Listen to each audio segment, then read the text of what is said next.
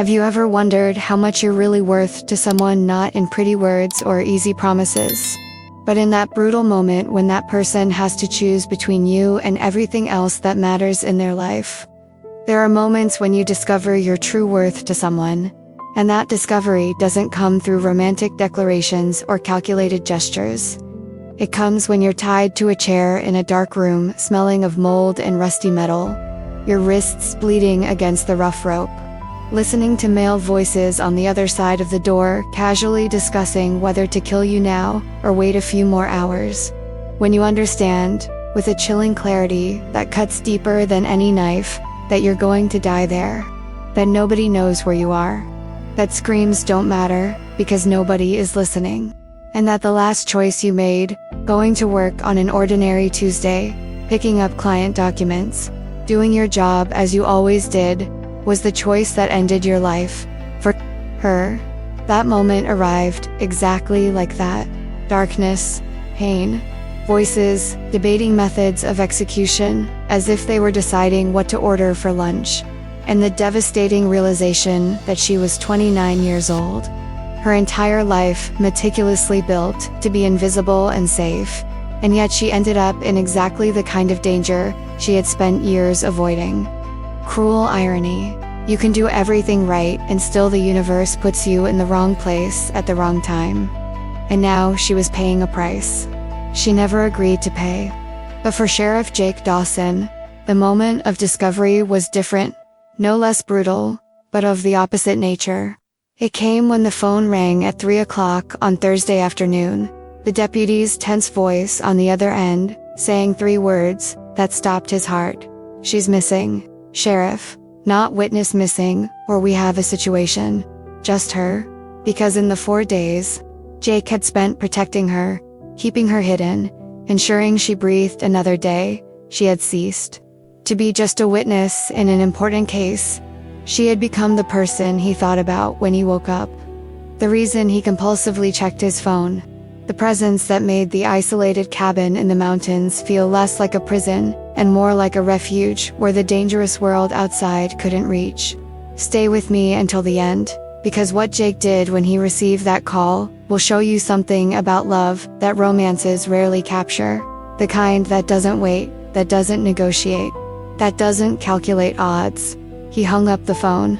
He stood there for 10 seconds, processing.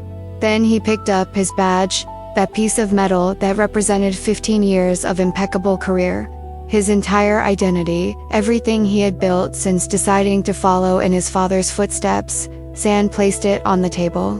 He didn't throw it angrily. He didn't make a dramatic scene. He simply left it there, as if he were taking off a heavy coat he no longer needed.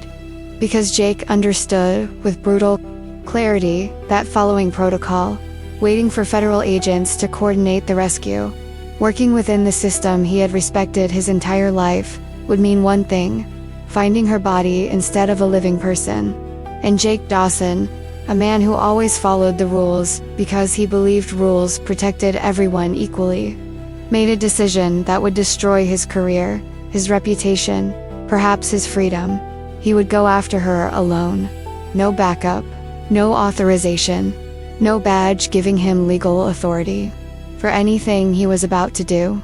Just a man with a personal gun, an address whispered by a confidential informant over the phone, and an utterly irrational determination to bring her back alive, even if it meant dying trying.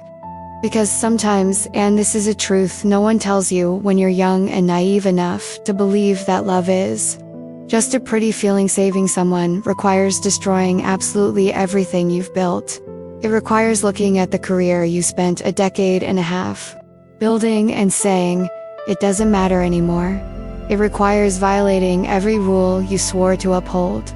It requires becoming exactly the kind of person you would arrest under other circumstances.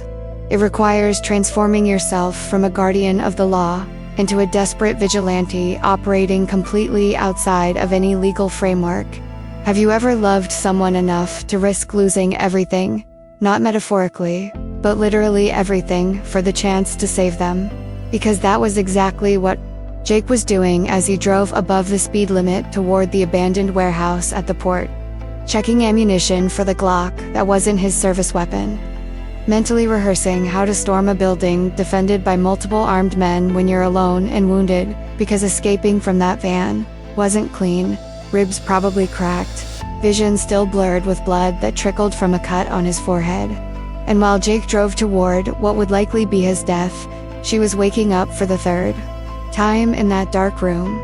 Because they didn't keep her conscious continuously, they sedated her when she screamed too much, woke her up when they needed to ask questions. And each time she woke up, hope diminished a little more. Because no one was coming. No one knew where she was. And the men on the other side of that door had made it clear.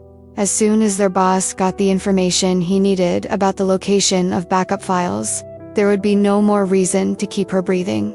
But what she didn't know, what she couldn't know while testing the rope for the 100th time, searching for a weakness that didn't exist, was that someone was coming. That Jake had sacrificed everything. That, in less than 20 minutes, the door of that warehouse would explode. And that the question wasn't if he would arrive, but if he would arrive before it was too late. Because to understand the magnitude of what was about to happen, to understand why this impossible rescue would irreversibly change everything between them, you need to know who she was before all this began. She was exactly the type of person who goes through life without leaving a mark. Not for lack of ability or ambition, but by deliberate and careful choice.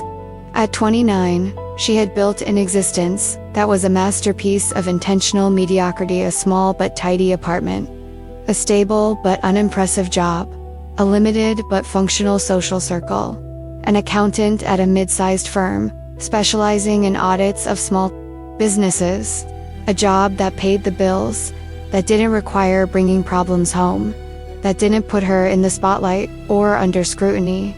Perfect precisely because it was forgivable, forgettable. People who worked with her described her as competent but reserved, polite but distant, the kind of colleague who does her job impeccably, never causes drama, but also never shares enough personal details to form true friendships. She accepted occasional invitations to happy hour, stayed for a drink, smiled at the right times, and left before conversations became too intimate. Romantic relationships were even rarer, 3 in her entire adult life, all ending when the man in question began to want more closeness, more vulnerability, more access to parts of her that she kept carefully locked away. If you've built your entire life around not being seen, about not mattering too much to anyone because that seems safer than taking risks, share in the comments, because this need for invisibility comes from somewhere, and understanding that is understanding it, because the truth she never verbalized, that she rarely admitted even to herself, was that invisibility was armor. It was a lesson learned at 15 when her father left the family without warning, simply disappearing because the responsibility of being a wife and daughter had become too heavy. It was a lesson reinforced at 22 when her first serious boyfriend used her vulnerability as a weapon, turning every shared secret into ammunition during arguments, until she learned, the less you give to someone, the less they can use against you. So she shrank, deliberately. She became a smaller, more self-assured version of herself. She stopped dreaming big, because big dreams require you to expose yourself, to risk public failure. She stopped trusting deeply, because deep trust gives others the power to destroy you. And for 7 years, it worked. Life wasn't exciting, but it was stable. It wasn't passionate, but it was safe, and safety, she had decided, was worth more than anything passion offered. Until Tuesday. Until she walked into that office at the wrong time. Until she overheard a conversation she should never have heard about money laundering and a witness being eliminated. Until David Cross, a client she had considered just another boring businessman with disorganized spreadsheets, turned around and saw her standing there, frozen, clearly having heard too much. And in that second, her carefully constructed life, built around invisibility, imploded. Because you can't be invisible when you become an existential threat to a powerful man with unlimited resources and zero scruples. She ran from that office, her heart pounding so hard it drowned out her thoughts.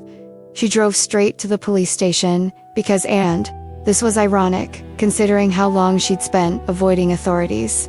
Avoiding any situation that might attract official attention, the police seemed like the only option. The only institution with enough power to protect her from a man like Kraus. Or at least that's what she hoped when she entered the station and was taken to the interrogation room where she first met Jake Dawson. If this part resonated with you in any way, if you felt the weight of this decision to finally ask for help after years of doing everything alone, leave a like so I know you're connected to this journey. Because what happened in that interrogation room was a clash of two opposing philosophies, hers, who had spent years believing that security came from not depending on anyone, and Jake, who had dedicated his entire career to the idea that the system, despite its imperfections, protected people if you worked within it correctly. Jake went in expecting another routine complaint. He found a visibly terrified woman, trying to control trembling hands as she recounted fragments of conversation that, if true, implicated David Kraus in serious crimes. And Jake, with 15 years of experience reading people, knew immediately she was telling the truth. She wasn't being dramatic. She wasn't exaggerating.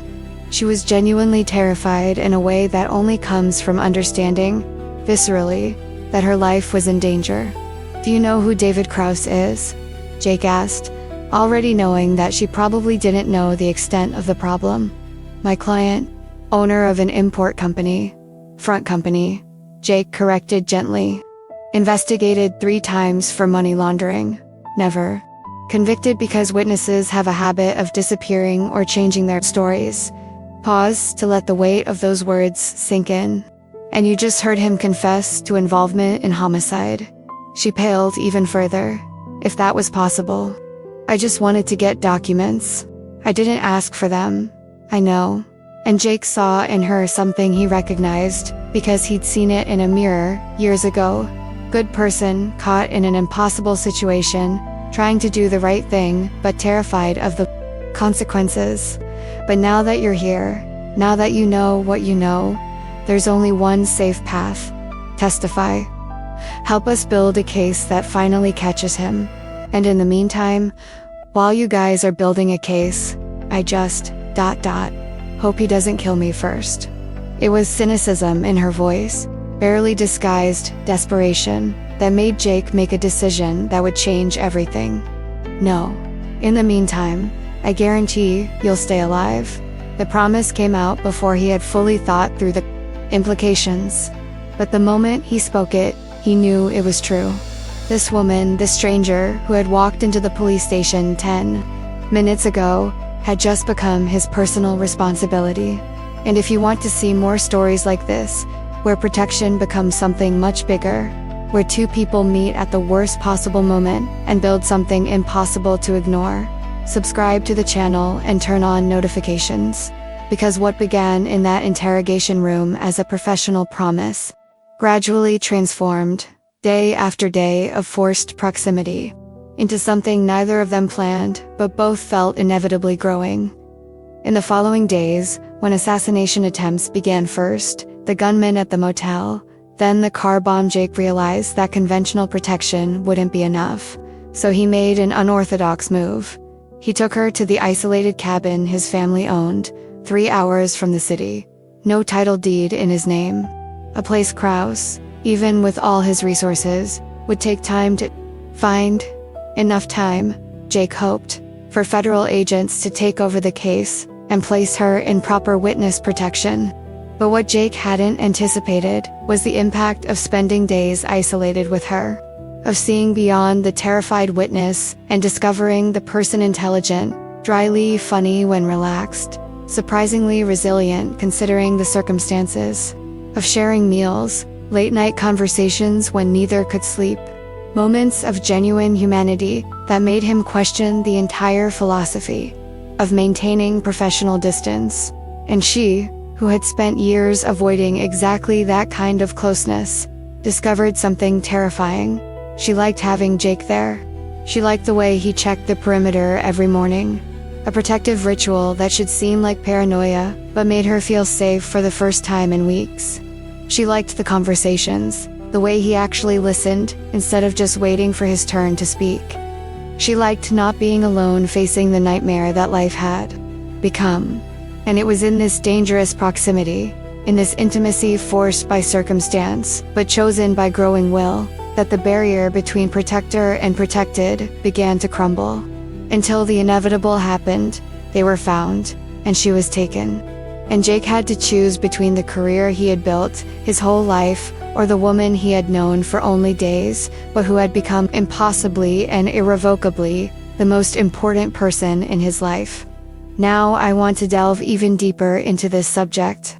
Because to truly understand the magnitude of what was about to happen, the impossible rescue Jake was planning, the brutal transformation they would both undergo, need to know not only who she was superficially, but the hidden layers that only extreme trauma would reveal.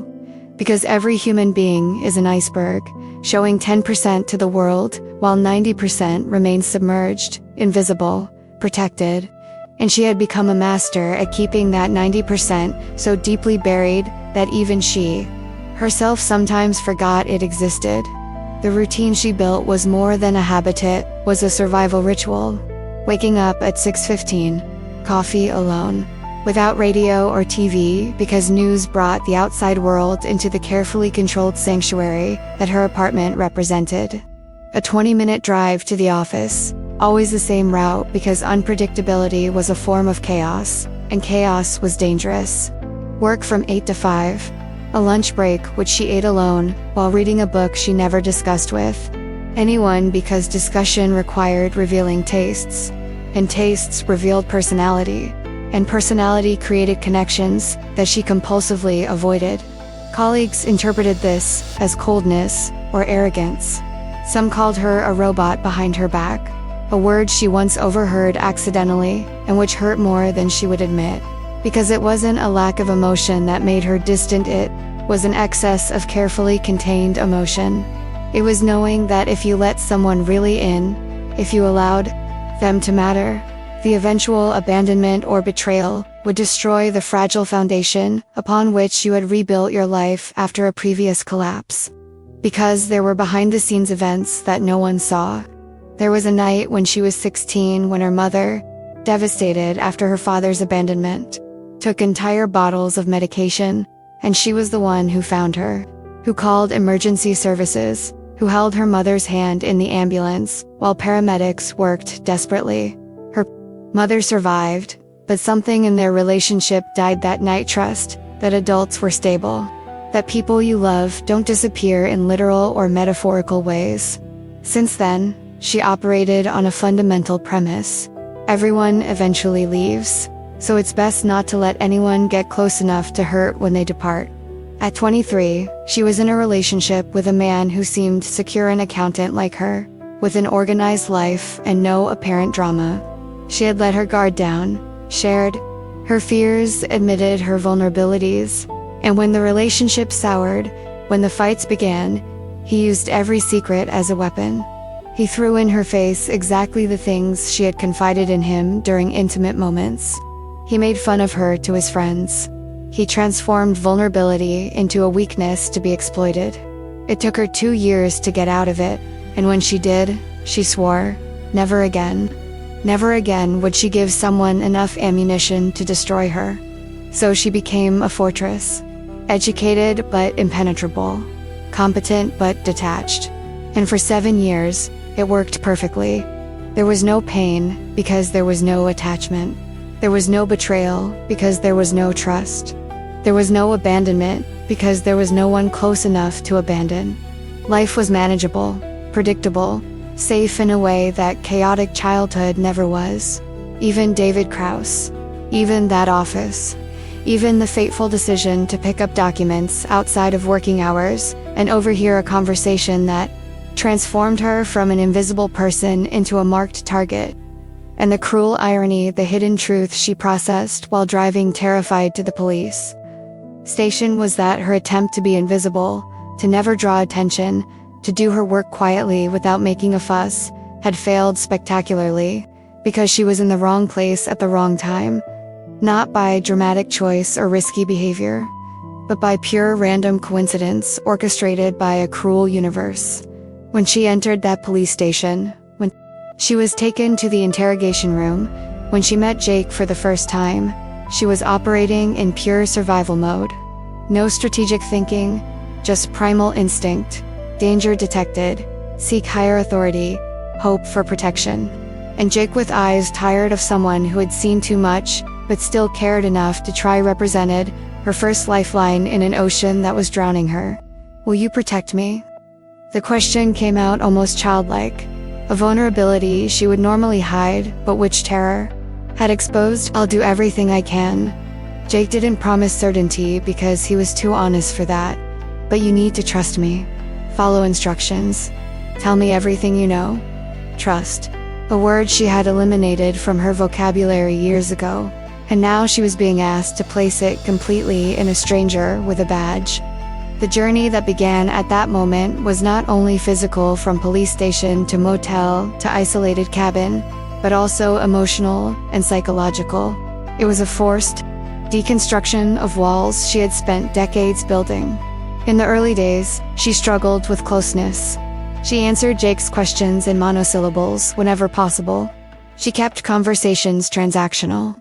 She avoided prolonged eye contact, because looking to directly creates connection, and connection was dangerous. But Jake didn't force it. He was simply present. He made security rounds. He cooked when she was too paralyzed by fear to function. He offered presence without demanding. Reciprocity. And slowly, so slowly, she barely noticed it happening, defenses began to crack. It was the second night in the cabin, when a nightmare woke her screaming. Jake appeared in seconds, gun in hand, ready for a threat that didn't exist beyond a traumatic memory. Sorry, she said, embarrassed. Just a dream. Jake put away his gun, sat on the edge of the bed, respecting her space but offering his presence. Want to talk about it? And she, surprising herself, spoke. Not everything, but fragments about the fear of dying alone, of disappearing without anyone noticing, of a carefully constructed life being erased as if it never existed. Jake listened without judgment. Then he shared his own fear of failing her as he had failed his partner years before. Of the protocol he religiously followed not being enough this time. Of discovering too late that the rules he trusted were inadequate to protect the person who mattered. It was an admission of vulnerability that mirrored hers, creating a balance that previous relationships never had. It wasn't her exposing herself, while the other remained protected. It was mutual risk. The revelations continued in the following days. She discovered that Jake read Stoic philosophy, that he cooked poorly but tried because his mother had insisted that adult men needed to be self-sufficient, that he had a scar on his abdomen from a stab wound he received during a domestic call he climbed onto. And Jake discovered that she wrote poetry, that she had never shown to anyone, that she had memorized constellations, because looking at the sky made earthly problems seem temporary, that her laughter, rare but genuine, transformed the entire atmosphere. The transformation wasn't instant or dramatic. It was an accumulation of small moments.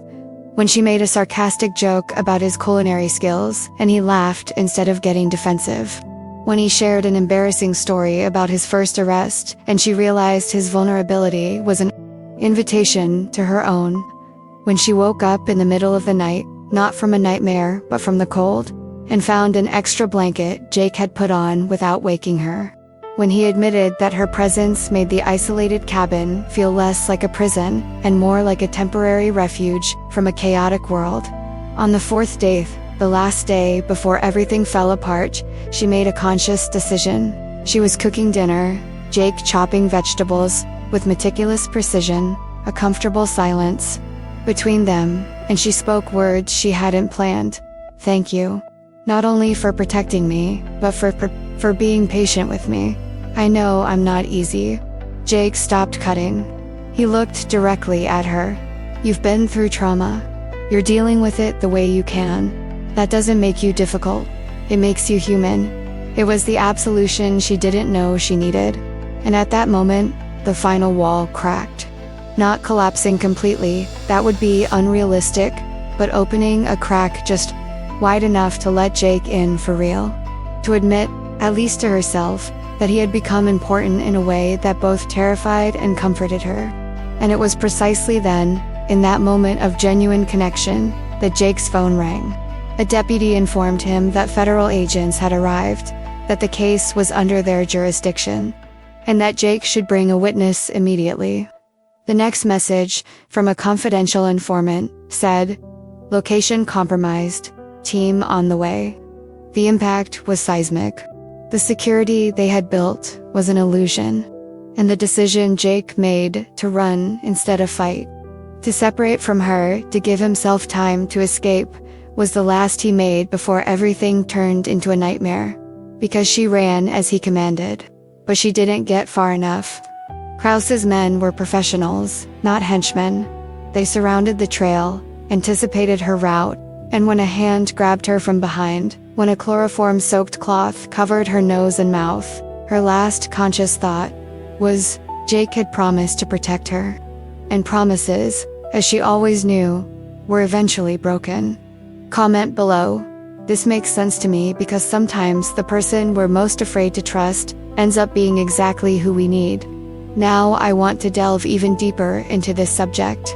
Because there's a brutal difference between intellectually knowing you've made a mistake and viscerally feeling the consequences of that mistake materializing in real time. For her, that difference crystallized the exact moment she looked in the rearview mirror and saw David Krause standing in the dim light of the parking lot lamppost.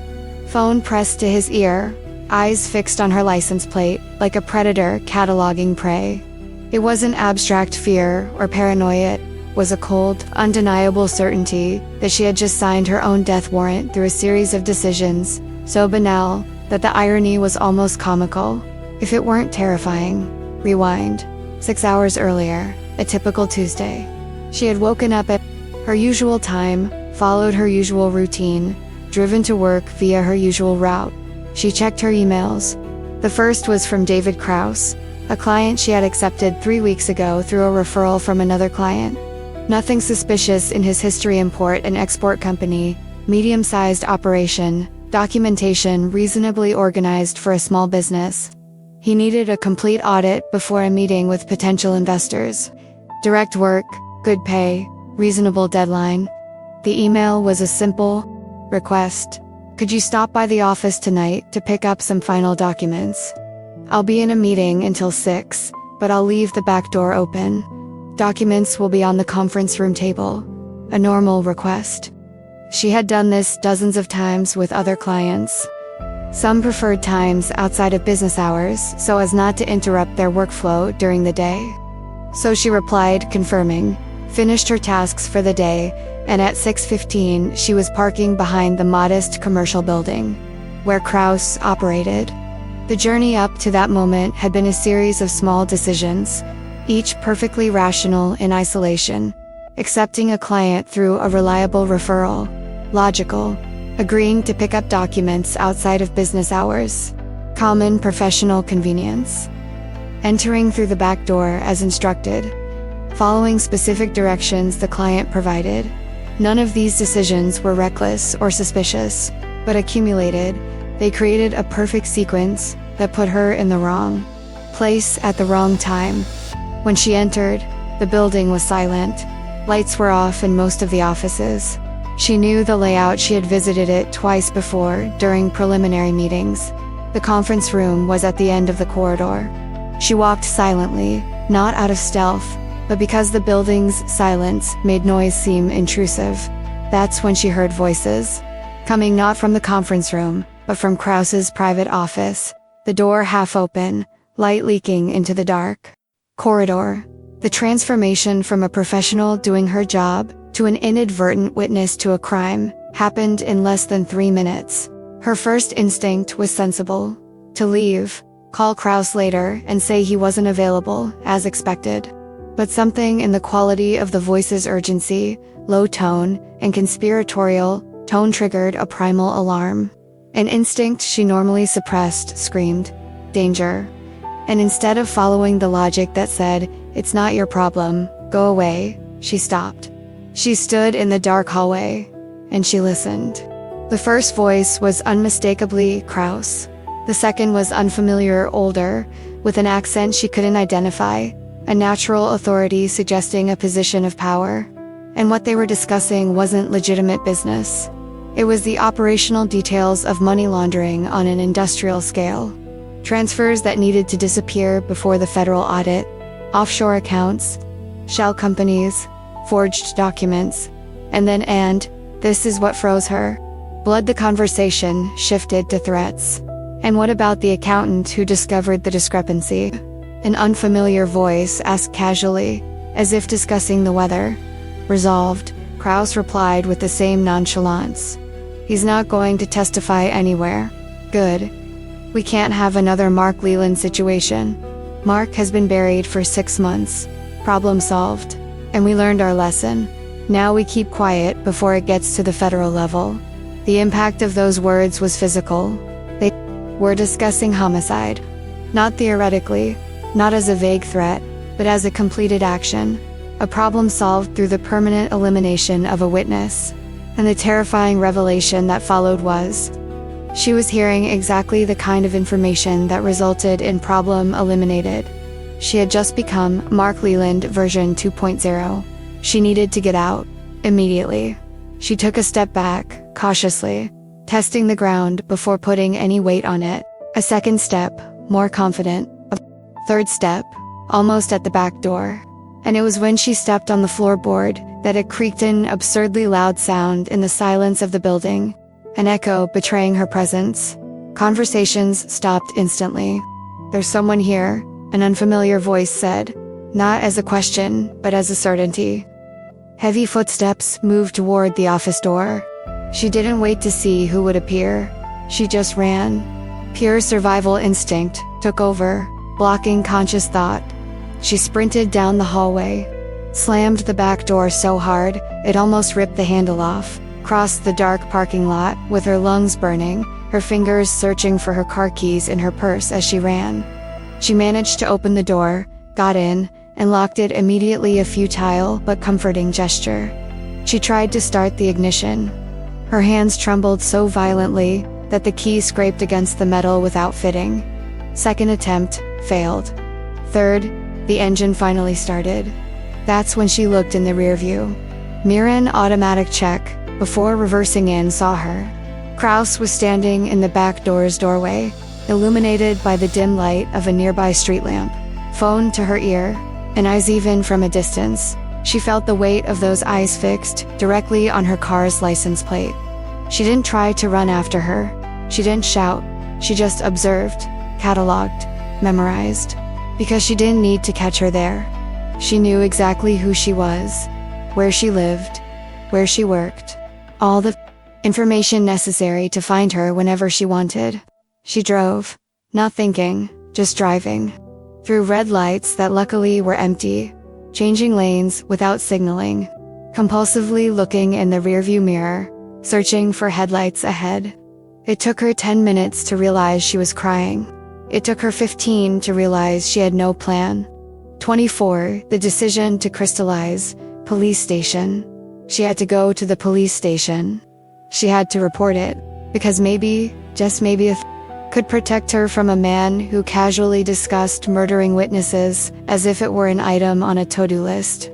The decision to enter that police station was a fundamental transformation in the life philosophy she had followed for decades.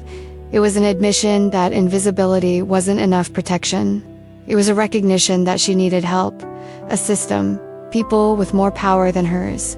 It was a surrender of the illusion of control she had so carefully constructed. And when she entered, when she was taken to the interrogation room, when she met Jake and began to recount what she had heard, she was operating in completely unfamiliar territory, trust, forced by life or death circumstances. What she didn't know at that moment, while Jake listened with an increasingly serious expression, was that reporting this wasn't the end of the nightmare. It was only the beginning. Because Kraus wasn't an ordinary criminal with limited resources. He was an operator connected to a network that spanned multiple states, with police officers on the payroll, judges who owed him favors, and the ability to make people disappear with industrial efficiency. And she had just become an existential threat to the entire operation. The first 24 hours were disappointingly calm. Jake arranged protection, put her in a safe motel, initiated the process of bringing in the feds. She began to believe that maybe the system would work this time. That Jake's badge and the weight of the law would be enough to keep Kraus away until she could formally testify and put him behind bars. But Kraus was playing a different game. He didn't wait for the system to work. He didn't respect police authority or the threat of arrest. In the hours following that night in the parking lot, he had activated full resources hackers to find her personal information, private investigators to map connections, and armed men to do the dirty work when the time came. Because for Kraus, a witness wasn't a person. It was a problem. And problems were solved through efficient elimination. The first attempt at the motel was a warning Kraus, showing that he knew where she was, that police protection was inadequate, that he had the reach and resources to get to her whenever he wanted. And when that failed, when Jake escalated protection and moved her to the isolated cabin, Kraus simply changed tactics. He hired better trackers. He waited for the right moment. And when the opportunity arose, when the location leaked through an informant he had planted in the department months earlier, specifically for situations like this, he didn't hesitate. Now I want to delve even deeper into this subject, because to understand the impossible decision Jake made to give up his badge, abandon his career, and single-handedly raid a warehouse against multiple armed men, you need to know not only the exemplary police officer he presented to the world, but the broken man beneath the uniform. Because nobody dedicates 15 years to religiously following protocol without a profound reason. And in Jake's case, that reason had a name, a face, and a voice he still heard in nightmares. Marcus Chen, his partner 5 years ago, a man who died because Jake chose rules over instinct. Jake's journey to becoming sheriff had been conventional to the point of being cliché. Police officer father, police officer grandfather. He grew up hearing stories about serving and protecting, about the blue line separating civilization from chaos, about the honor of wearing a badge. He entered the academy at 21, graduating at the top of his class not because he was physically more talented, but because he studied protocol with obsessive dedication. Every regulation memorized, every procedure internalized, because he believed, genuinely, deeply, that the system worked if you operated it correctly. His first 10 years confirmed his belief. Cases solved by following procedure. Arrests that resulted in convictions because evidence was collected correctly. Rights properly read. Chain of custody maintained impeccably. Jake earned a reputation as a police officer that prosecutors adored. His testimony was solid. His reports were detailed. His work was proof against defense attorneys looking for technicalities. He rose quickly. Detective at 27, sheriff at 32. Youngest in the city's history to achieve that position. But beneath professional success, transformation was taking place, a slow erosion of certainty that began as occasional doubt and grew into fundamental questioning. Because the more time Jake spent on the job, the more he saw a disturbing pattern. A system he revered worked magnificently for some and failed spectacularly for others. Victims of domestic violence with restraining orders that, on paper, did not prevent abusers from violating them. Witnesses placed in protection that was inadequate against resourceful criminals. Cases that Jake had built, perfectly being dismissed on technicalities that had nothing to do with justice and everything to do with expensive lawyers. But Jake continued. Because the alternative, admitting that the system was fundamentally broken, would mean acknowledging that his entire career was built on a false foundation. So he rationalized, the system is imperfect, but it's still better than vigilantism. My job is to uphold the law, not question it. Eventually, justice prevails. Mantras he repeated when cases frustrated him. when victims looked at him in despair, and he had to say, "My hands are tied by protocol." And then came Marcus Chen, Jake's assigned partner when he became a detective. 10 years older, a cynical but competent veteran. A man who had seen too much to believe in idealism, but who did the job because someone had to. They were opposites: Jake, the idealist; Marcus, the pragmatist, but they worked well together. Marcus tempered Jake's optimism with realism. Jake kept Marcus from becoming completely cynical. The impact of the partnership was profound. In 3 years of working together, Marcus became not only a colleague, but a friend, a mentor, practically a brother. Jake trusted his judgment implicitly, and Marcus, who had started his career as idealistic as Jake, but had been worn down by decades of systemic failures, saw in Jake a version of himself that had not yet been shattered by reality. The night that changed everything began routinely. A domestic violence call in progress. Neighbors reported screams, the sound of breaking furniture. Jake and Marcus responded. They arrived at the suburban house, the front door half open, clear signs of a struggle. Protocol dictated: secure perimeter, call for backup, wait for additional units before entering without a warrant in a potentially volatile situation. Marcus wanted to go in immediately. "I heard something," a muffled scream. "Circumstantial requirements allow entry." He was technically correct. Imminent danger created an exception to the need for a warrant. But Jake hesitated. "We're waiting for backup. It could be a trap.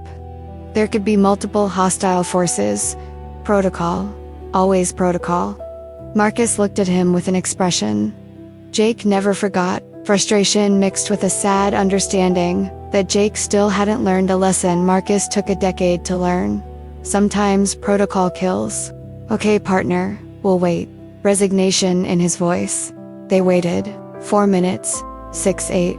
Backup was on its way, but traffic was delaying. 10 minutes. Silence in the house now, which was somehow more disturbing than the previous screams. 12 minutes. Finally, backup arrived. They entered together, methodically, clearing each room. And they found in the bedroom a dead man, self-inflicted gunshot wound, and a woman, his wife, bleeding from a stab wound to the abdomen. Still alive when they arrived. Dying when paramedics finally extracted her, 7 minutes later. Further investigation revealed the timeline. Wife called neighbor in a panic before the neighbor called 911. Husband had stabbed her, then realized what he had done and panicked. When he heard sirens, he took his own life. And wife bled. She bled while Jake and Marcus waited outside. She bled for 12 minutes that could have been used, applying pressure, calling paramedics sooner, saving a life that could have been saved. The medical examiner was clinically clear in the report. The victim would have survived with medical intervention within the first 10 minutes after injury. Death resulted from blood loss that timely treatment would have prevented. 12 minutes. They waited. 12. 2 minutes. Difference between protocol and life saved. Jake was consumed by guilt. But what truly broke him was what Marcus said 3 days later when they returned to work. Not an accusation, not anger, just a weary observation. "You followed protocol perfectly, Jake. You did everything right, and she died anyway. Eventually, you'll have to decide. What matters, Mara, clean badge or a clear conscience?" 6 months later, Marcus was killed. Shooting during an arrest. Jake wasn't present, different shift. But the investigation revealed that Marcus violated protocol, entering the situation without adequate backup because the witness was in imminent danger and waiting would mean losing her. Marcus saved the witness. He died in the process. And Jake understood the posthumous message. Marcus had decided that conscience mattered more than a badge. Since then, Jake lived with the question that woke him up at 3 in the morning, sweating, reliving that night. When does protocol become an excuse for inaction? When does following rules mean failing at the only thing that matters, keeping people alive? He had no answer. He continued following protocol because he didn't know how to do otherwise. Because admitting that Marcus was right would mean acknowledging that his own dedication to rules had cost lives. Even her. Even the witness who entered the police station, terrified, recounting fragments of conversations about homicide and money laundering. Even Jake looked at her and saw not just another case, but a person vulnerable, scared, trusting him implicitly because a badge represented protection. And for the first time in 5 years since Marcus died, Jake felt something beyond professional duty. He felt personal responsibility. He felt a connection that transcended protocol. The days in the cabin solidified this. It wasn't immediate physical attraction, though that was there too. It was a deeper recognition. She was desperately trying to maintain control through invisibility, just as he was trying to maintain control through protocol, both using different strategies for the same goal, avoiding the vulnerability that comes from trusting others. And through late-night conversations, shared meals, moments where defenses lowered because exhaustion or fear or simple humanity made maintaining masks unbearable, they saw each other. They truly saw each other. And it was precisely that genuine connection, that shared vulnerability that made the call informing him that she had been taken absolutely devastating. Because she wasn't just a witness in danger. She was someone who had begun to matter in a way Jake vowed never to allow again after losing Marcus. She was a woman who had cracked the carefully constructed wall between professional and personal life. She was someone whose death Jake could not emotionally survive.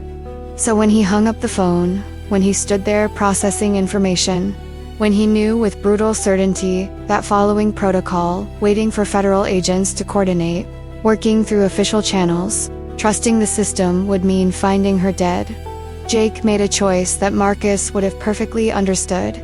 He picked up his badge and put it on the table, not angrily, not dramatically.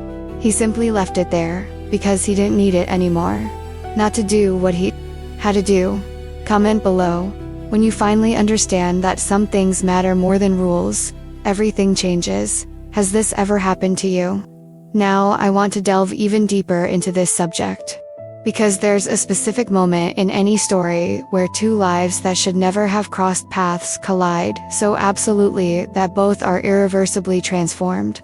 For Jake and her, that moment wasn't romantic or cinematic. It was in that interrogation room with flickering fluorescent lights, the smell of stale coffee clinging to the walls, and the weight of words that changed everything. I'll make sure you stay alive long enough to testify. The promise came before Jake could censor it, before he could think about the implications, before he could apply the professional filter he normally maintained between duty and personal involvement. And the second he spoke it, they both felt a change in the airline being crossed, uncharted territory being entered. Jake had entered that room expecting routine, just another complaint that would require a report, some standard questions, referral to the appropriate detective. He was tired end of a double shift, paperwork piled up, already mentally planning to go home, take a hot shower, collapse into bed. But when he opened the door and saw her sitting rigidly in the uncomfortable metal chair, hands clasped so tightly they were white together, eyes red but dry as if she had cried all the tears she had and now only exhaustion remained and kicked in. She wasn't a typical witness. She wasn't hysterical or dramatic.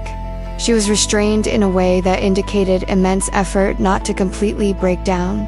"I'm Sheriff Dawson," Jake said, keeping his voice neutral and professional. He sat across the table, his posture open and non-threatening. He had learned over years of interrogations that body language mattered as much as words. "I was told you want to report something." She nodded. She tried to speak. Her voice came out hoarse. She cleared her throat, tried again. "I heard something. Today. At the client's office. David Kraus." The name came out as if it were physically difficult to pronounce. Jake felt the first pang of warning. He knew that name. Every police officer in the city knew it. "Continue." And she told her story. Fragmentarily at first, going back to fill in details, correcting the timeline, but essentially coherent. She went to look for documents. She heard voices. She listened to conversations about illegal transfers, about a witness who was eliminated, about the need to remain silent before information reached federal authorities. She fled when she was detected. She saw Kraus cataloging her car's license plate. Jake listened without interrupting, making mental notes, processing not only the content but also the delivery. She wasn't exaggerating. She wasn't seeking attention. She was reporting facts in the most clinical way possible, as if emotional distance could protect her from the reality of what she had witnessed. And the more she spoke, the more Jake felt the familiar weight of a case that was going to be complicated, dangerous, potentially deadly. David Kraus, Jake repeated when she finished. Do you know who he is? Besides being a client. She shook her head. Owner of an import company. That's all I know. Jake considered how much to reveal. He decided on honesty. Kraus has been a suspect for years. Money laundering on an industrial scale. Connections to organized crime. But he's smart. Expensive lawyers. Superficially impeccable documentation. 3 previous investigations died because evidence evaporated or witnesses changed their story. Pause to let the weight settle. Do you understand what this means? You've just become the most dangerous person in this city. Kraus leaves no witnesses alive. The transformation in her face was immediate. Last color draining. Breathing becoming shallow. Hands beginning to tremble visibly. I just wanted to get documents. I didn't ask for this. I know. And Jake sorely saw not just a witness in an important case, but a person. A young woman who clearly lived a carefully controlled life, who didn't ask for trouble, who had been thrown into a nightmare through sheer bad luck. He saw in her a reflection of victims he had failed in the past. He saw Marcus, who died protecting a similar witness. He saw a responsibility that the system often failed to honor. And he made a decision that technically violated protocol, but emotionally was the only acceptable option. But now that you're here, I'm going to make sure you stay alive long enough to testify. It wasn't a promise the sheriff should have made. Witness protection was a departmental responsibility, not an individual's. But Jake wasn't speaking as the sheriff at that moment. He was speaking as a man who carried the weight of Marcus's death, of a bleeding woman while he waited for backup, of all the cases where the system failed because no one took personal responsibility. She looked at him with an expression that mixed desperate hope with learned skepticism. How are you going to guarantee that when you can't even arrest him without physical evidence? Documenting everything you heard? Bringing in federal agents. Kraus operates beyond state jurisdiction, so the FBI needs to be involved. Putting you in protection until you formally testify. Jake was improvising, formulating a plan as he spoke, and personally, making sure no one gets near you. In person. She picked up on the nuance. Is this standard protocol? No. Honesty again.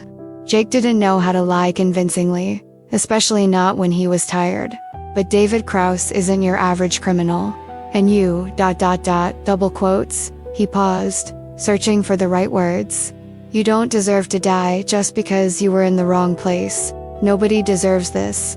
A gentle correction. You're right. But I can't always save everyone.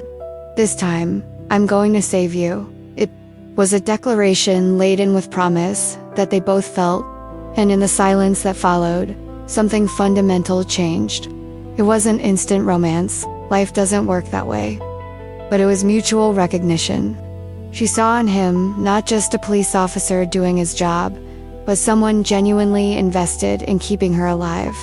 And Jake saw in her not just another case, but someone who would care if he failed. The following hours were a bureaucratic whirlwind. Jake filled out a formal report. He called federal contacts, initiated the process of bringing in the FBI. He arranged temporary protection at a motel across town, a false name, discreet patrols. And through it all, he kept her informed, including her in decisions instead of dictating orders. Respect for her autonomy that she noticed and appreciated. When she was finally ready to go to the motel, Jake personally escorted her. He didn't send a deputy. He didn't delegate. He drove himself, taking an indirect route in case they were being followed, his eyes compulsively checking the rearview mirror. And when they arrived, when he checked the room to ensure safety, when he was about to leave, she spoke words that revealed a vulnerability she normally hid. "Thank you. For believing in me. For not making me feel stupid, for listening." Jake stopped at the door. "You're not stupid. Instinct told you something was wrong and you followed it. That's intelligence, not stupidity. And about believing, ... He turned to look directly at her. "I recognize truth when I hear it. And I recognize genuine fear. You have both." The connection at that moment was palpable. Not sexual or romantic, but human. Two people seeing each other without professional or defensive filters. And when Jake finally left, when he drove back to the precinct to continue processing the case, he knew that something had fundamentally changed. This woman, whose full name he barely knew, yet had become more than a professional responsibility. It had become personal in a way he couldn't rationalize or deny.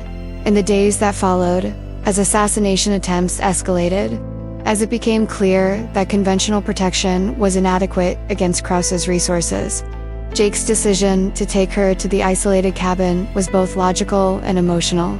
Officially, he justified it as a temporary security measure until the feds took over. But the hidden truth, which he barely admitted to himself, was he wanted her where he could see her, where he could personally ensure she was breathing. And during their days in the cabin, the forced proximity revealed layers they had both kept hidden. Jake discovered that she wrote poetry, that she had a sharp sense of humor under careful reserve, that she cooked when nervous, as a way of gaining control over at least one thing. She discovered that Jake read philosophy, that he had scars not only physical, but emotional, from failed relationships, that beneath rigid professionalism, there was a man who cared too, deeply, and had built walls to protect himself from the inevitable pain of failure. And through conversations that began about their love life, but drifted towards life itself, through shared silences that were comfortable rather than uncomfortable, through moments when their guard let down because exhaustion or fear or simple humanity made maintaining masks unbearable, they built something. They didn't define it, they didn't name it, but they felt it, until everything fell apart. Until the location was compromised and Jake had to choose: stay and fight against impossible odds, or send her running while creating a distraction. He chose the latter. And when they caught her anyway, when Jake woke up, handcuffed in a van, hearing that she was in a warehouse awaiting execution, the brutal revelation came. The promise he had made in that interrogation room, "I'll make sure she stays alive," was about to be broken. Unless he did something that would destroy his career but perhaps save her. Then he dropped his badge and went to get her, alone. Now I want to delve even deeper into this subject, because there's a brutal difference between theoretically knowing you're in danger and viscerally feeling that danger materializing in real, concrete attempts to eliminate you. For her, that difference crystallized at 2 a.m, when she woke to the sound of cracking wood, the motel door being forced open, and understood with icy clarity that the men on the other side weren't there to scare her. They were there to kill her. And for Jake, it crystallized when he received a frantic call from a deputy saying, "Shots fired, 2 suspects on the run, witness is safe," but it was too close. And he felt not professional relief, but personal terror he hadn't felt since Marcus died. The protocol Jake followed for the first 24 hours was textbook. As soon as she finished her initial statement, he activated the appropriate chain of federal contact he knew from previous cases, a competent man who would take this seriously. But federal bureaucracy moved at glacial speed, even in the best circumstances. 72 hours minimum, the agent said. "I need approval. A team needs to be assembled, resources allocated. You understand?" Jake understood. But he also understood that 72 hours was an eternity when the target had David Krause wanting her dead. So Jake implemented the protection his department could offer. A discreet motel under a false name.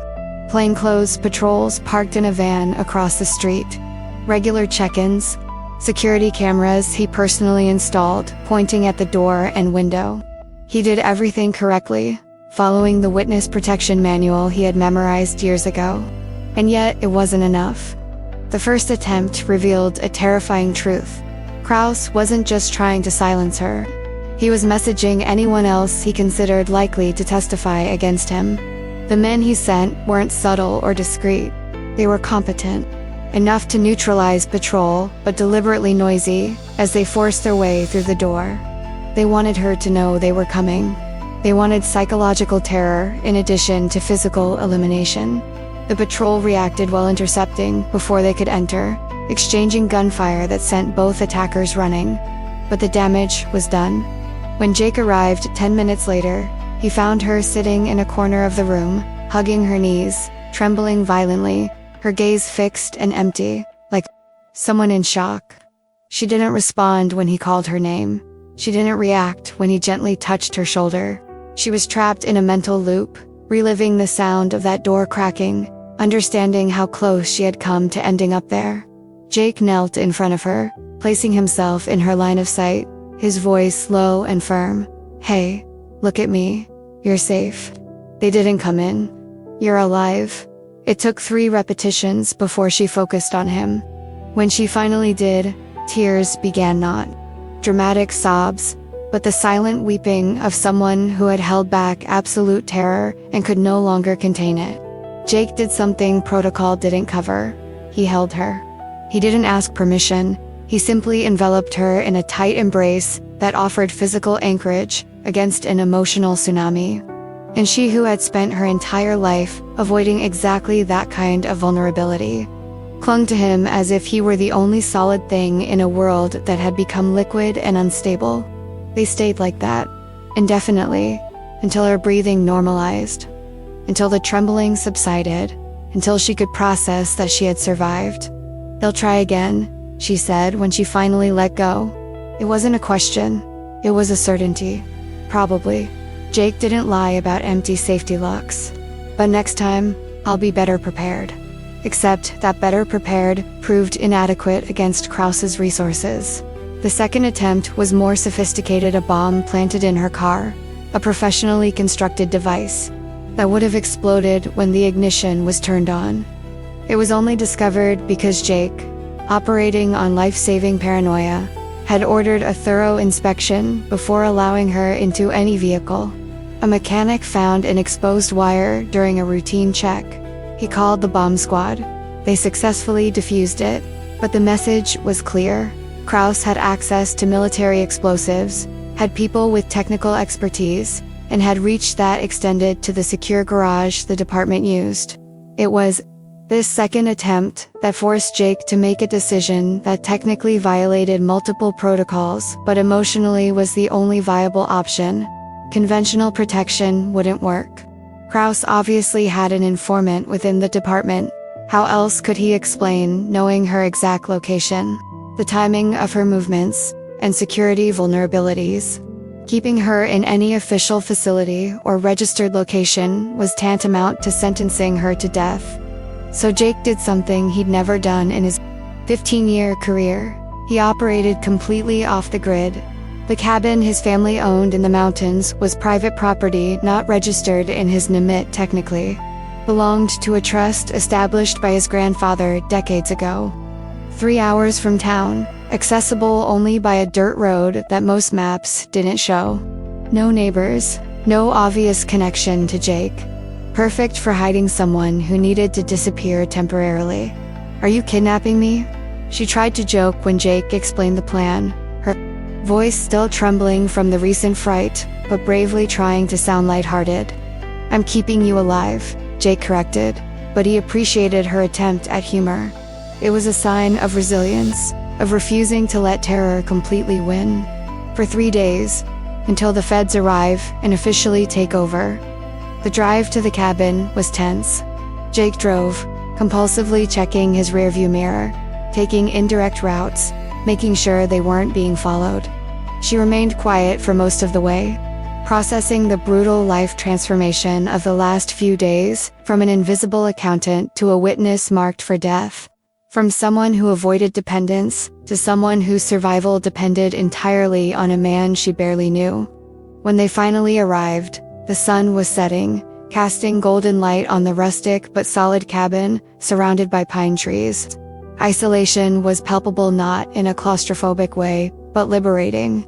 For the first time in days, she didn't feel unseen eyes watching, no imminent threat looming.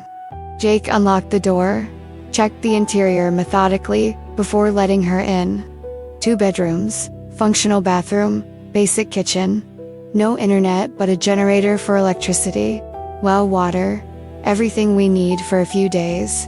And then what? She asked, letting her small backpack, the only thing she had managed to grab from home before heading for shelter, fall to the ground.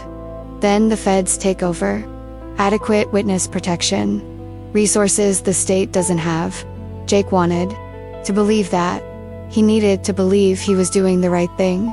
That the gamble of bringing her here wasn't going to spectacularly blow up.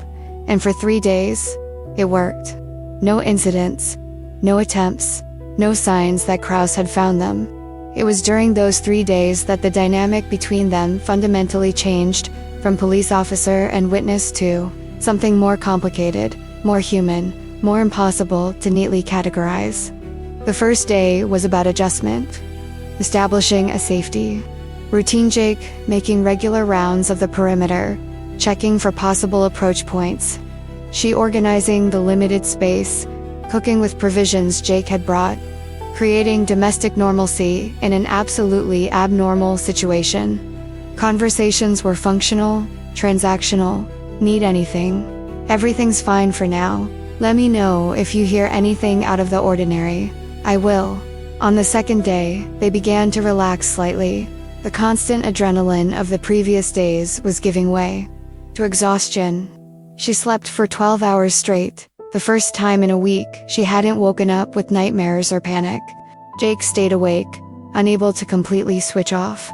But he used the silence to process his own emotions about the case, about her, about the lines he was crossing.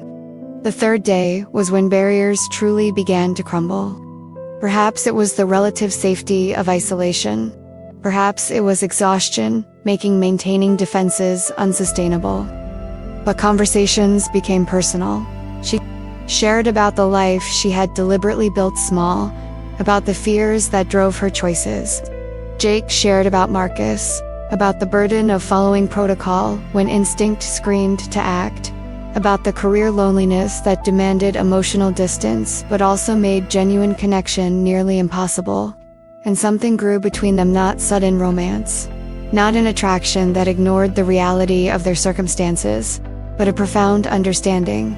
To people seeing beyond the roles they played, finding shared humanity, building a trust that circumstance forced, but that choice sustained. It was just when they started to believe that maybe, just maybe, this would work, that Jake's phone rang. Feds had arrived. Case officially under their jurisdiction. Time to bring her back. And the next message, from the informant Jake had kept for years. Location compromised. Team on the way. Leave now. Comment below. When you finally feel safe is exactly when everything falls apart. Does this sound familiar? Now I want to delve even deeper into this subject. Because there comes a moment in everyone's life when you have to confront truths about yourself that you've been denying, not a small truth, but one that redefines who you really are. For Jake, that moment came on the third night in the cabin, when she asked a question he had avoided. Why are you doing this? For me specifically, don't tell me it's just work. And he understood that an honest answer would destroy the foundation of professionalism he had built. But lying, especially to her, would be a worse betrayal. Jake had spent those 3 days in an internal conflict that only intensified. By day, he maintained the facade of a professional protector. But at night, when she slept in the next room, his defenses crumbled, and he faced a hidden truth. He wasn't doing this just out of duty. He was doing it because she had become important to him in a way that transcended distinction. It was in the small details that Jake lost himself. The way she insisted on cooking, even when nervous, creating normalcy in an absurd situation. How she asked him questions about his life, not invasive, but genuinely interested. How her laughter, rare but real, changed the entire atmosphere. And Jake found himself wanting to protect her, not because she was an important witness, but because the idea of something happening to her had become personally intolerable. This compromised his judgment. It made him consider things he would never have considered otherwise, going beyond the appropriate point. Lying in reports about her location, crossing lines he swore he would never cross.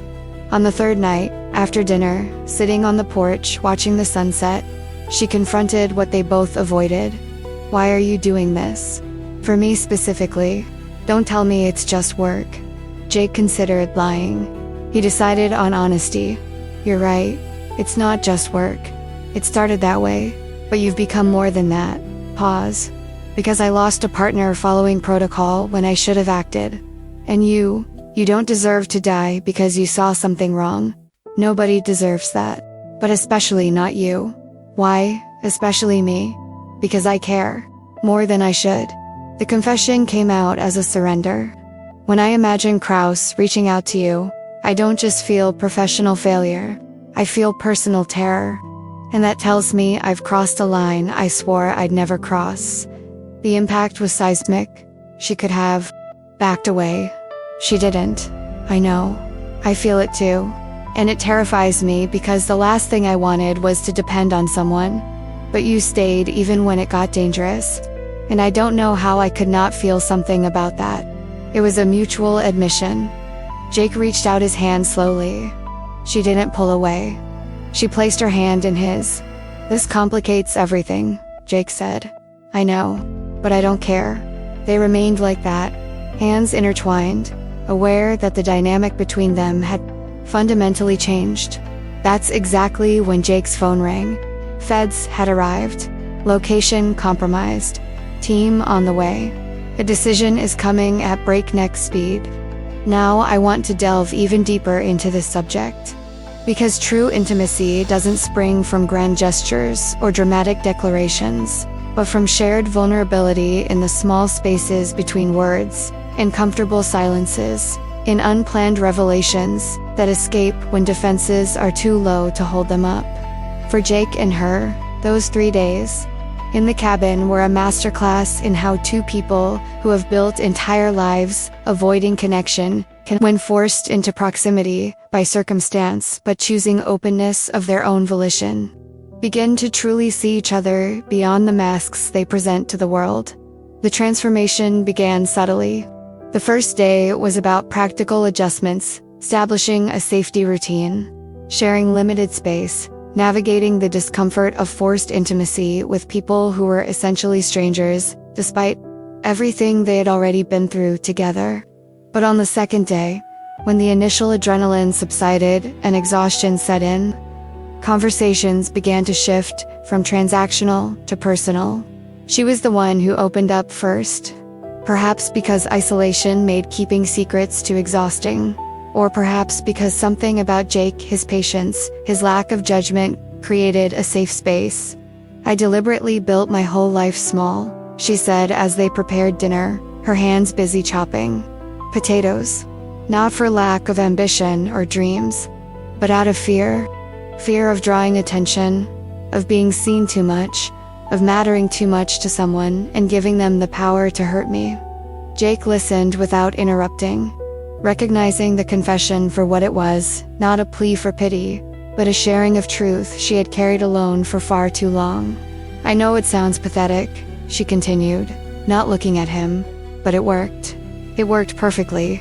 So far, Jake offered, not as a judgment, but as an observation. Until now. She smiled sadly, finally looking at him. Ironic, isn't it? Trying to be invisible put me exactly where I never wanted to be, at the center of something dangerous. Completely dependent on someone. It's not pathetic, Jake said firmly. It's a survival mechanism. And it worked until the universe decided that no matter how careful you are, sometimes shit happens anyway.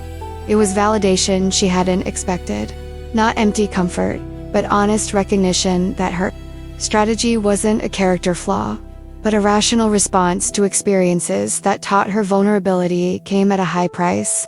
And the reciprocity of that vulnerability came when Jake shared about Marcus, not just facts he'd already mentioned, but emotional texture. He was a better cop than me, less bound by protocol, more willing to trust his instincts. And his voice faltered momentarily. I admired and envied him at the same time, because he still believed he could make a real difference. Well, I was just following rules to avoid questioning whether rules were enough. And when did he die? She asked gently. When he died, I had to face the fact that he was right. That protocol was armor I wore, not to protect others, but to protect myself from feeling too much when I failed. Jake paused, processing words even as he spoke them. Badge became both protection and prison.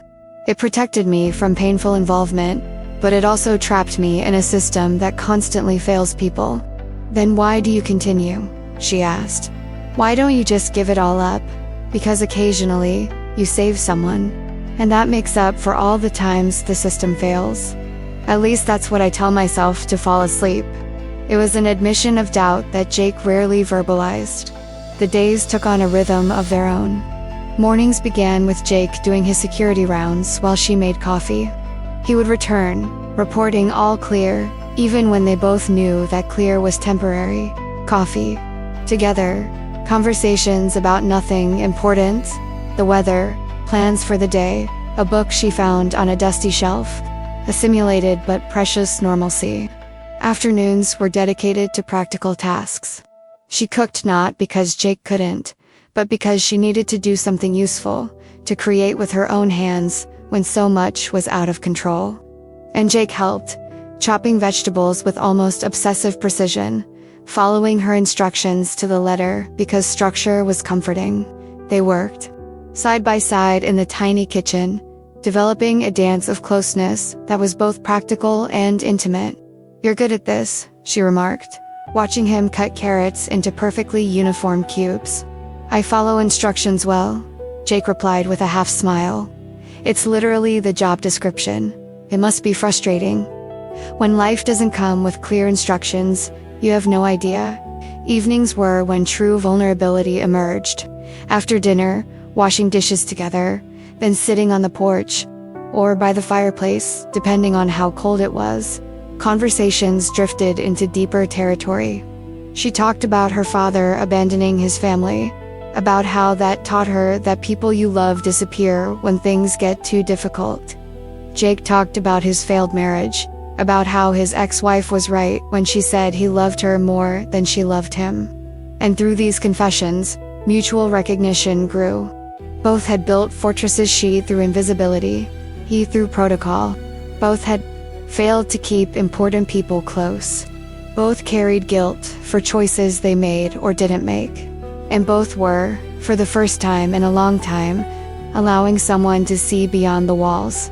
The night of the nightmare was a turning point. She woke up screaming, the sound cutting through the silence of the cabin like an alarm. Jake was beside her bed in seconds, gun in hand, a quick scan confirming the threat was internal, not external. Hey, you're safe.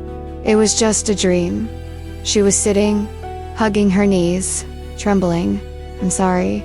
I know it's ridiculous to be scared when you're here. Jake put away his weapon, sat on the edge of the bed respecting personal space but offering his presence. It's not ridiculous. It's a completely normal response to the real threat you faced. The body processes trauma during sleep. There's nothing wrong with you.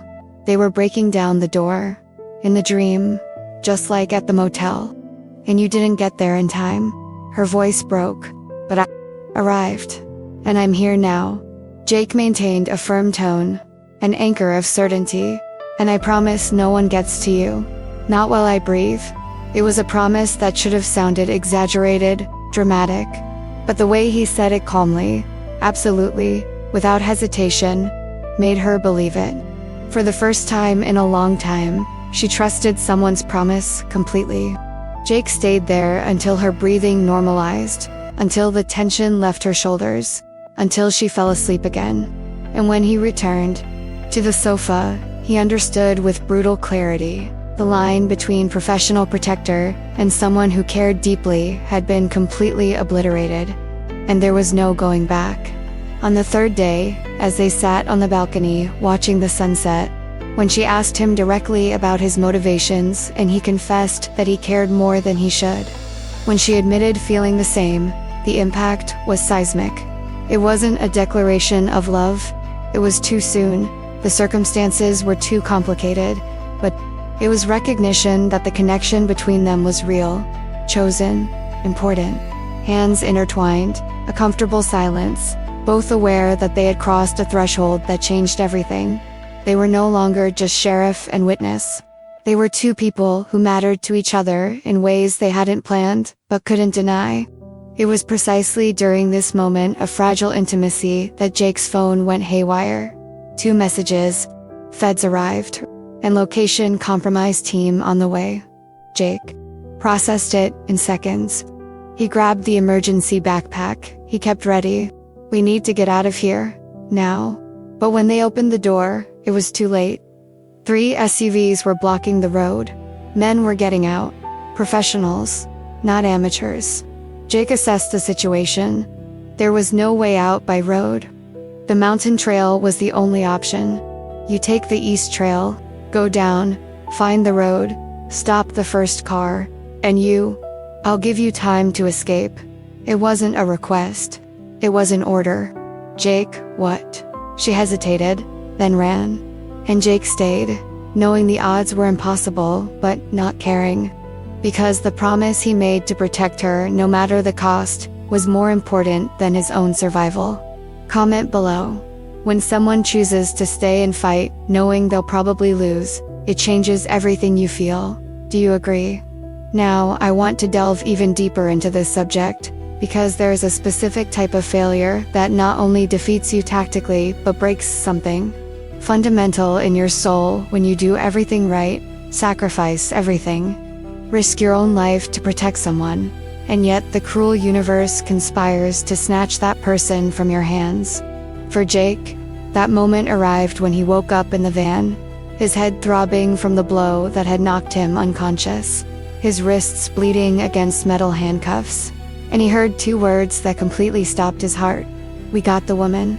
The journey up to that point had been a series of decisions that seemed right, but, in retrospect, had led directly to disaster. Jake checked his cell phone on the 4th day, a professional necessity he couldn't postpone indefinitely. Airplane mode to avoid tracking, but he needed to check communications eventually. 17 messages waiting. The first was from his superior. Federals arrived. Case officially transferred. Bring witness to the station immediately for a formal handoff. Jake should have felt relief.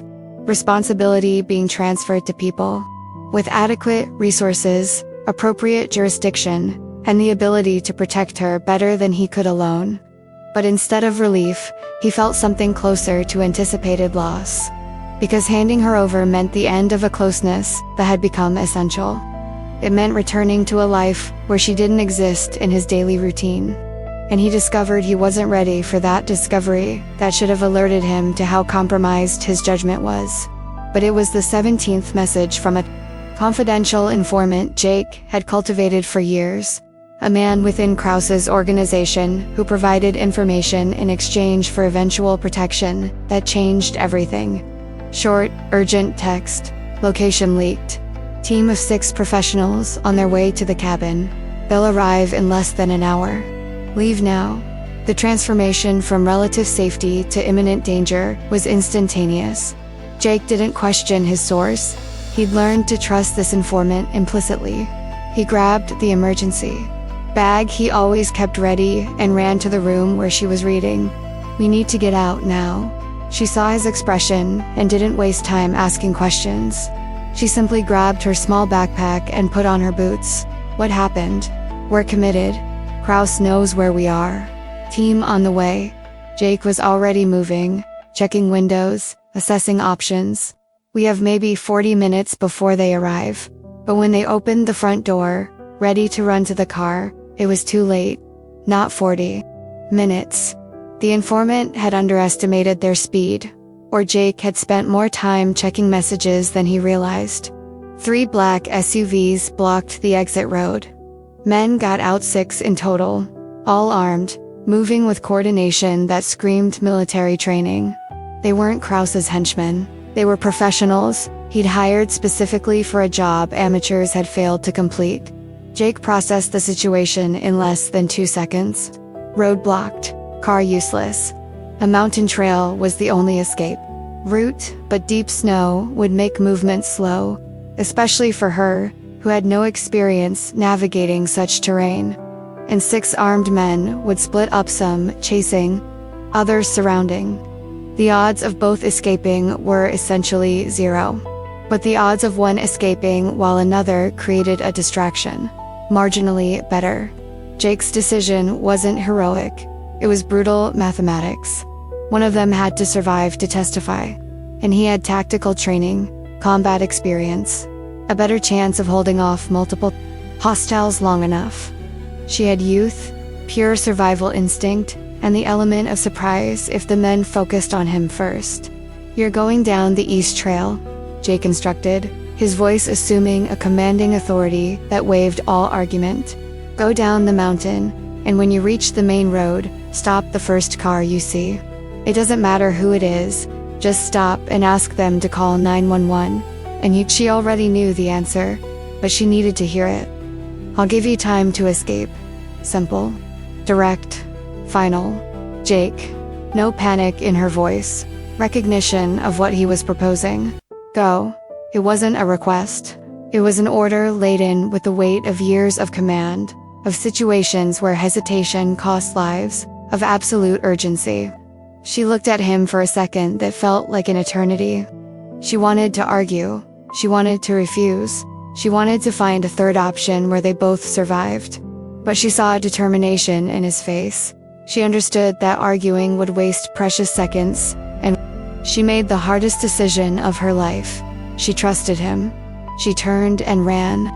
Jake waited until she disappeared into the line of trees. Then he turned his full attention to the men who were advancing cautiously, spread out in a formation that maximized cover and minimized targets. He had the advantage of knowing the terrain, of being in a defensive position. But it was 6 against 1, and ammunition was limited. The first exchange was quick. Jake took cover behind a pile of wood and fired 3 calculated shots. The first man fell with a wound to the shoulder, the second to the knee. He didn't kill them. Jake wasn't a murderer, even in desperate circumstances, but he incapacitated them. The remaining 4 retreated, reassessing. Good, every second that passed was another second she had to close the distance. But professionals adapt. They split up, to flanking the left, to the right, keeping Jake suppressed with covering fire. He had to choose which pair to face. He chose the left, because it was in the opposite direction from the path she had taken. 3 more shots, ammunition running dangerously low. He managed to hit one in the arm. Another retreated. That's when Jake realized he was losing. Not because he was incompetent, but because the odds were impossible from the start. And when the last cartridge was fired, when the gun clicked empty, when the men realized and advanced with renewed confidence, Jake dropped his weapon and prepared for hand-to-hand combat that he knew he would lose. He managed to take one down with an arm lock he learned in the gym decades ago. He broke another's nose with a headbutt, but a third hit him from behind. A blow to the base of the skull that sent the world spinning. Jake fell. He tried to get up. Another blow. Darkness flickering at the edges of his vision. Then nothing. When consciousness returned, he didn't know how long it had been. Minutes or hours. He was in a moving van, handcuffed, dried blood on his face from a cut he didn't remember receiving. His whole body ached, signaling multiple traumas. But physical pain was nothing compared to what he heard when he processed the conversation happening in front of the van. Confirmation from the boss. A voice said on the phone, "We caught the woman. She was trying to get down the mountain. Easy. She's in a warehouse at the port now. The impact of those words was physical. Nausea rising. Not from injury, but from utter failure. He had done everything right. Tactically created a distraction, bought her time, held off hostiles as long as possible, and yet they had caught her. Because they sent a large enough team to split her up. Because they anticipated exactly what he would do. Because Kraus had resources that made individual heroism inadequate. The boss wants her alive for now, the voice continued. Needs the backup file location. Scheduled interrogation. Then, disposal. Dispose of. A clinical word for murder. For the elimination of a witness who had become inconvenient. For the end of a person Jake had promised to protect, who had become impossible and irrevocably important. Jake tested the handcuffs. Solid metal, no obvious weakness. He tested the van door, locked from the outside. 3 men in front, the driver and 2 guards, all armed. He was wounded, unarmed, restrained. By any rational assessment, he was finished. There was no realistic scenario where he could escape, find a warehouse, rescue her alone against, God knows, how many guards. But Jake stopped operating rationally the moment he heard we got the woman. Because the promise he had made to protect her no matter the cost, had no expiration date. And as long as he was breathing, he couldn't accept that she would die because he had failed. So he started planning. Not a good plan, he didn't have the luxury of time or resources for that. But a plan. He waited until the van stopped at a traffic light. When it stopped, he kicked the partition between the cargo compartment and the cabin with such force that broken ribs screamed in protest. Once, twice, 3 times. Metal crumpling, guards yelling, van speeding erratically. It wasn't going to work. Jake knew that. But giving up meant accepting her death. And that wasn't an option he could live with. Now I want to delve even deeper into this subject, because there comes a point in everyone's life where you have to choose not between good and bad options, but between surviving with eternal regret or risking absolutely everything for a single, impossible, and irrational chance to save someone who has become more important than your own life. For Jake, that point arrived, handcuffed in that van, his body broken, his mind calculating odds that were statistically 0, and making a decision that would destroy any vestige of logic. He wasn't going to give up. Not while his heart was still beating. The transformation from defeated prisoner to man on a suicide mission happened in seconds. Jake stopped kicking the partition. The tactic wasn't working, and was only wasting energy he needed. Instead, he focused on handcuffs. Solid metal, yes. But there was always weakness if you knew where to look. Years of experience had taught him that standard handcuffs had a pivot point that could be exploited with the right pressure and torque. He twisted his wrists at a painful angle, applying force in a direction that metal wasn't designed to withstand. Skin tearing, blood facilitating the sliding. Pain was irrelevant. Just information that the brain processed and discarded. More torque. Right thumb, dislocating with a nauseating pop, but creating infinitesimal space. Enough. Right hand free. The van was still moving. Jake waited, listening to the conversation ahead, planning. When the van slowed down for the turn, he moved. Not through the partition, they expected that. Through the side door. A precise kick at the lock, already weakened by years of use. The metal gave way. The door opened, and Jake rolled out of the moving van at 40 kilometers per hour. The impact with the asphalt was brutal. Shoulder absorbing most of it, then hip, then everything spinning in a stampede of pain and momentum. He rolled 6 meters before stopping. The van braked abruptly, men screaming. But Jake was already getting up, ignoring his body's protest, running to the nearby line of trees before they could reorganize. Gunshots ripped through the night. Tree bark exploded near his head. But darkness and uneven terrain were to his advantage now.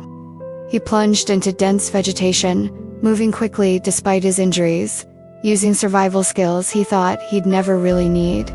He heard a chase behind him, 2 men, maybe 3, crashing through the forest without subtlety. Jake changed direction, circling back onto the road once he had gained enough distance. He couldn't run, that wasn't the goal. He needed to get to the warehouse. And for that, he needed transportation and a weapon. The decision he made was pragmatic and desperate. He ambushed the first man who emerged from the woods. No fair fight, Jake didn't have the luxury of that. He attacked from behind, arm around the neck, applying pressure until the man passed out. He took his weapon, a familiar and reassuring Glock 19. He checked the ammunition. The magazine was partially full. Enough. 20 minutes later, Jake was driving a car he'd borrowed from a nearby parking lot. He didn't have time for legal considerations. The address of the warehouse he'd heard in the van was etched in his brain. Industrial Port, East Side. 15 minutes of driving above the speed limit. During this journey, Jake faced a truth he had been avoiding. This was not an official rescue operation. It was vigilantism. He was a wounded man, alone, without backup, without authorization, trespassing on private property to confront an unknown number of hostile individuals. By any professional measure, it was suicide. By any personal measure, it was the only acceptable option. Because mathematics was simple and brutal. A world without it wasn't a world he wanted to exist in. In 4 days, it had become not just a responsibility, but a reason. And Jake wasn't going to survive psychologically if he failed it when it mattered most. Better to die trying than to live with regret. When he arrived at the warehouse, a massive structure of concrete and metal, minimal lighting, isolated from neighbors, for hundreds of meters, Jake parked a safe distance away and observed. 2 guards were visible at the main entrance, probably more inside. Security cameras on the corners. A side entrance that seemed less monitored, but could be a trap. There was no perfect plan, just the least impossible plan.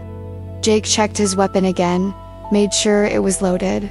He took a deep breath, ignoring the pain from ribs that were probably broken, and he moved.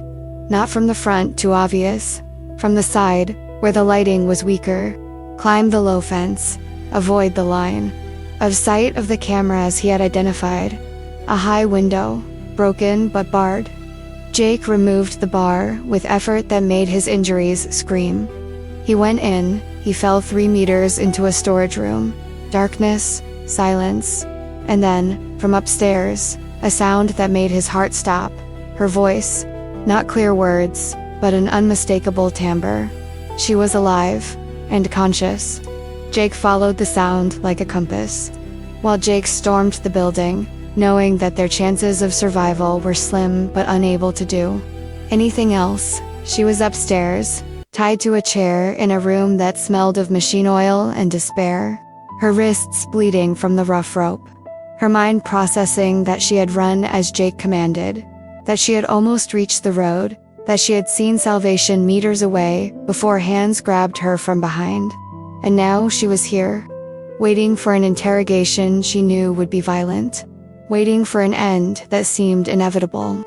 Thinking about all the times she told herself she would never let someone matter so much, that dependence was weakness, that vulnerability was danger, and understanding, too late, that the heart doesn't obey rational decisions, that Jake had mattered from the very first moment, that the connection between them was real, regardless of circumstance, that love, because that's what it was. She finally had to name it born, and fire either burns everything, or forges something indestructible.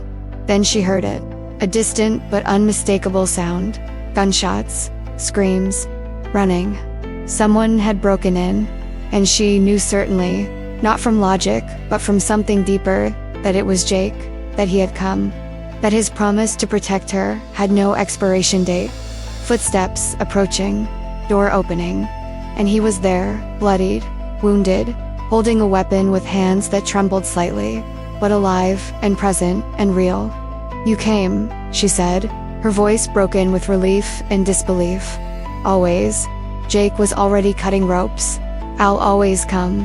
And in that moment, as they fled the chaotic warehouse, as sirens finally blared in the distance, because someone had reported gunshots. As they both understood that they had survived against impossible odds, the truth solidified. What had grown between them was not circumstantial, it was fundamental. And now that they had survived, they would have to face it completely. Share your theories in the comments. When someone literally risks everything to save you, how can you not fall completely in love? If you've made it this far with me, if you've felt every second of this impossible rescue, if you understand the weight of Jake leaving everything behind, badge, career, security, his own life, to save someone he'd only known for days but who had become the most important person in his world, then you know this story is about something bigger than suspense or action.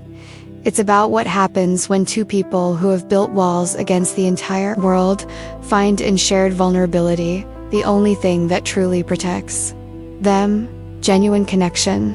And look, if this kind of story resonates with you, if you want to continue exploring these deep bonds that are born in the fire of danger and transform into something that no external threat can destroy, signing up here is the way to continue walking with me on this journey. Because I create each script thinking of you, the one who stays, who feels along, who understands that the best stories aren't those where everything is easy, but those where imperfect people choose each other even when it would be simpler to give up. Comment below. I'm with you until the end because I want to know that you're here, that Jake and her journey resonated with you, that you recognized something true in this story of sacrifice and choice. Your comments tell me that it's worth investing hours, building every detail, every emotion, every impossible moment that becomes real. And if this touched you in any way, you felt Jake's desperation handcuffed in that van, if you recognized her courage in trusting when everything taught her never to trust again, if you understood that sometimes true love isn't romantic in the traditional sense, but brutal, honest, and absolutely non-negotiable alike, so I know it's not about numbers. It's about knowing that what I create reaches you on the other side and means something real. And because I know you don't want this story to end here, because stories like this demand a continuation, demand to see what happens when two people who met at the worst possible moment have to discover who they are to each other when the danger passes and real life begins. There's a video over here that continues in the same vein. Click and follow along there. Until the next chapter.